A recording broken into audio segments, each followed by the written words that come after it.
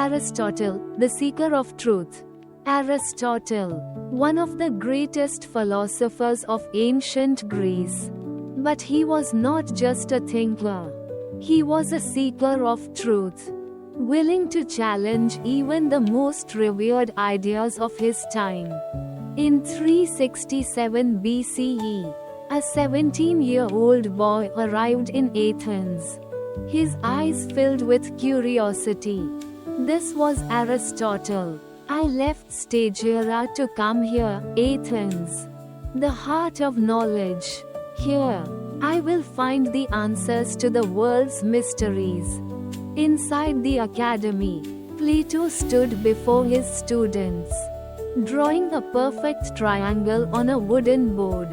What you see around you is only a shadow of a higher reality.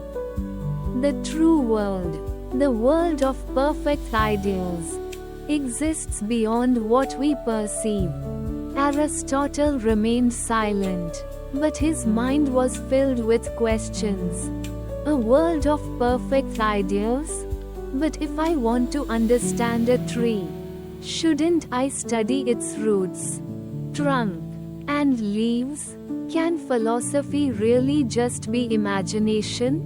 Years passed. Aristotle became one of Plato's brightest students. But their views were growing apart. One day, Aristotle approached his teacher. Master, I believe that the essence of things is not in a world of ideals, but in the things themselves. Plato set down his book, looking at him thoughtfully. And what do you mean by that?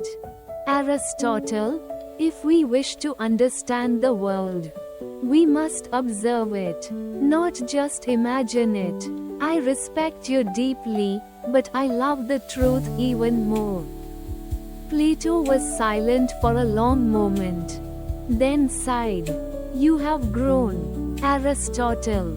But remember, reality alone does not always lead to truth.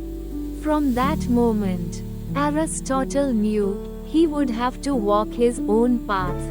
In 343 BCE, Aristotle left Athens and traveled to Pella, the capital of Macedonia. He was given a great responsibility, teaching a 13-year-old boy named Alexander, a brilliant but headstrong prince. One day, Alexander watched as his teacher drew shapes in the sand. Master, why must I study philosophy? A king needs power, not ideas. Aristotle chuckled, his eyes challenging the young prince. A king without wisdom is nothing more than a man on a throne. Philosophy helps you understand the world. Alexander said nothing.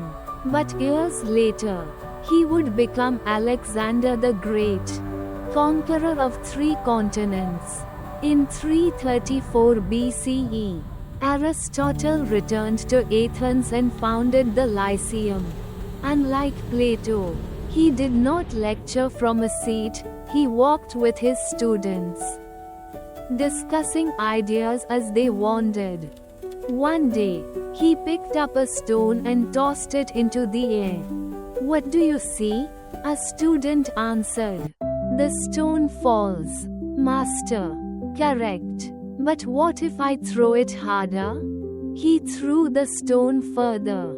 It flies farther, but still falls. Aristotle nodded. Motion is not caused by divine forces, it follows natural laws. Observing the world is the only way to understand it.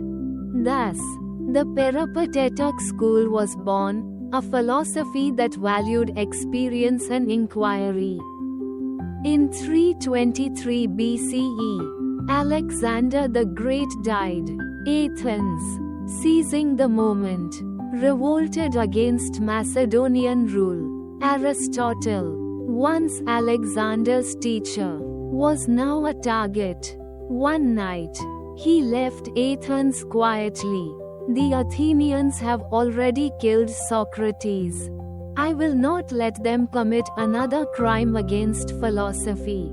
2 years later, he passed away, but his ideas lived on, shaping philosophy, science, and humanity for centuries.